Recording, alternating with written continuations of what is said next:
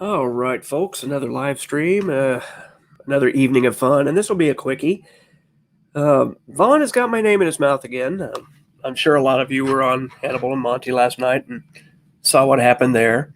So I need to answer this, and let me share the screen real quick and show you what I'm talking about. If you weren't there, Vaughn was a guest on Hannibal and Monty's show last night, and he had some things to say about what I've been saying. So I'm going to give him a chance, and I'll respond. Anybody? What was that name again? What was that name again? What was that name again? Chief the Chief Redbird. Okay. All right. All right. Here's and I'm not trying to trigger you because I know you labeled him in the private chat as somebody that is a troll. But I did see the video Todd did about you in this. How do you feel about that? Well, like I said, people in glass houses shouldn't throw stones. Todd's sitting there saying he's 25%. Okay, let him provide his proof. Yeah, but like I said, to date he has provided zero proof, none, zero, nada, zip. Okay, and I've talked to some people, and some people that I know say he don't look a damn thing like no Indian. Sigh, here we go again.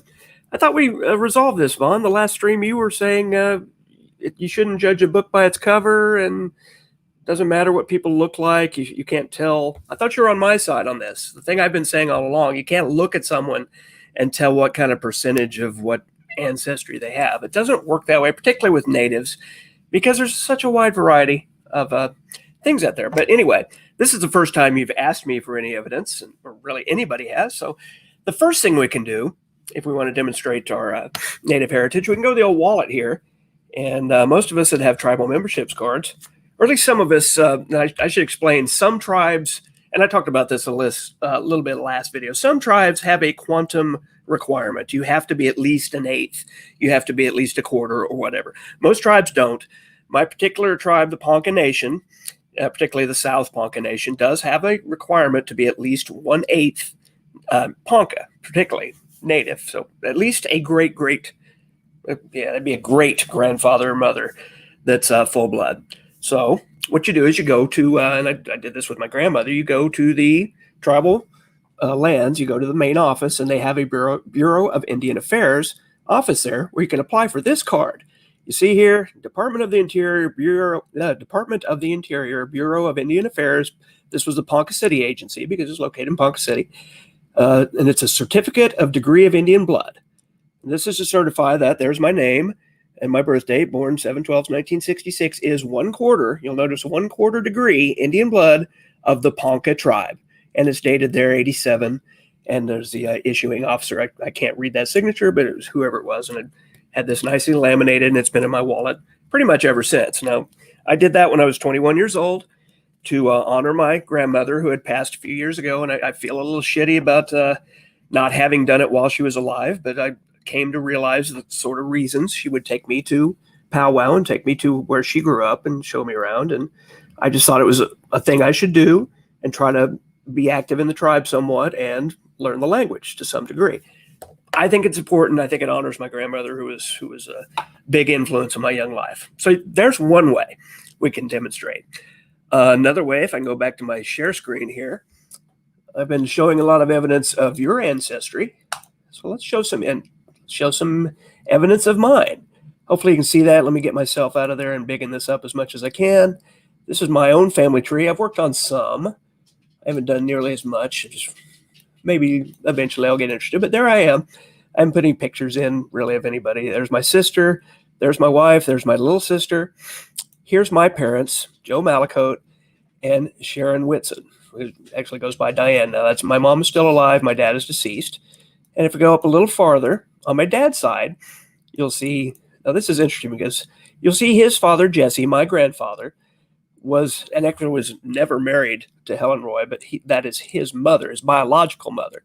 Jesse had a wife at the time, and it's kind of a scandalous story, but these two did have a child while he was married and she was single. That was my father, born in 1940. And Helen Roy doesn't sound like a terribly native name. Let me show you there. Her actual Indian name was Hanoche, which in the mid 40s and 50s, all the way through the 20th century, really, most natives would have an Indian name and what they would call a white name. Helen Roy was her white name.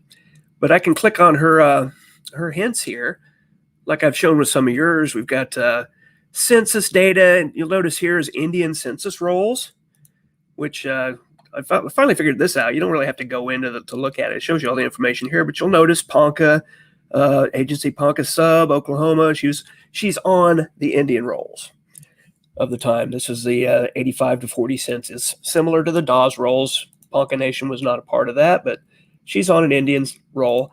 And if we go down to that famous 1930 census we keep talking about, let's look at Hannah Roy's family at the time. This time I will view because I like to look at this information it contains within. Here is the Roy household in Ponca City, Oklahoma at the time. Marcus was the head, and Hannah was his oldest sister. She was 18 years old at this time in 1930. She was born about 1912. And you'll notice here all the things that kept saying W on all of your ancestry says IN on mine. And this is just my grandmother. This is two generations removed, making me a quarter. Indian household, all Indian people. If you go all the way down, instead of the birthplace, they list the tribe. And you can see these are all Ponca Nation folks, South Poncans in Oklahoma. So there's that. There's other evidence in there. You can, I went back just a little farther, and I hadn't before, but just for you, I wanted to confirm that she was a full-blood Indian, that her parents were both Ponca Indians or some sort of Indians. See, Fred Roy and Minnie Barefoot. Fred, I don't have a ton of information on him other than he was also on the Indian census rolls. If you go down a little bit here, there's his obituary. There he's buried in the Ponca Tribal Cemetery. Here he is on the U.S. Census rolls. Same thing. Oh, and I think, no, we didn't see him. That was my grandmother's brother was head of household. But you'll see him here in Ponca, Oklahoma tribe, head of family. I could open that up, but I trust you will trust this information right here. And also, again, on this 1930 census, which I think now we've got 1920, but they were still listing race on the 1920 census. If we look at my great-grandfather, Fred Roy, listed as IN, Indian Native American, in a whole household of Native Americans. And the same thing holds true for my great-grandmother. If we go back up here and look at Helen Roy's mother, Minnie Barefoot. Well, this is pretty clear right here. Born 1867, Ponca Reservation, Indian Territory, Oklahoma. And again, I can go in here and show you where she's on the roll. She's buried at the Ponca Tribal Cemetery. Here she is. Let's go to that same 20 census and look at Minnie Barefoot's family. Just to confirm that my grandmother was born of two native folks. Here's her entire household. She's the wife of Fred. Oh, it's exactly the same thing we just looked at. But you can see everyone in that house is Indian, Native American. So there you go, Vaughn. I don't know what more you would like from me, but you mentioned that I've shown no proof at all. Well, now I've shown you some evidence. I've got a Bureau of Indian Affairs card. I did have a Ponca Nation tribal card at one time. My mother couldn't find it. It's probably lost. I could get another one. But I've got my BIA card, which shows my quantum and shows that I'm a member of Ponca Nation. So there you go. If you want any more, feel free to make a video response to this one. But at least I've got something to show for my heritage. And so far, you've got nothing other than word of mouth. Thank you guys for coming. Every time Vaughn keeps talking about this and putting my name in his mouth, I'm going to respond. So y'all have a good night. We'll talk to you next time.